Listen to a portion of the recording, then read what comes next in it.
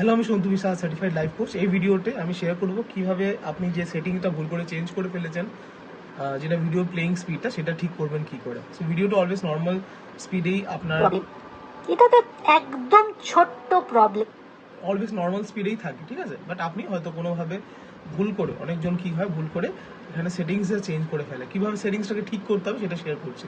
মনোযোগ দিয়ে ভিডিওটা শুনবেন একদম লাস্ট অব্দি। কিছুই না, এখানে জাস্ট এখানে বাটন আছে সেটিংস, কোনায় গিয়ে আমি দেখালাম।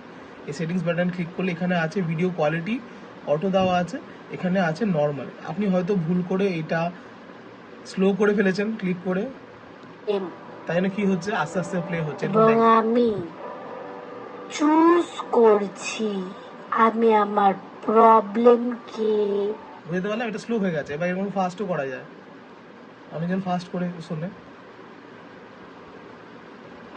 একদম ছোট্ট প্রবলেম বানাবো। এখন থেকে আমি চুজ করছি আমার লাইফের ভালো মোমেন্টকে।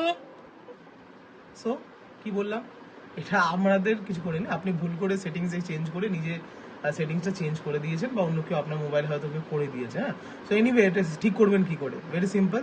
সেটিংসে যাবেন, এখানে স্পিডে যাবেন, স্পিডে গিয়ে নর্মাল ক্লিক করবেন, ক্লোজ করবেন, প্লে করবেন, বড় বানাবো, সবচেয়ে বড়, এক্সট্রা অর্ডিনারি। আই হোপ আপনার কাছে ক্লিয়ার হয়েছে।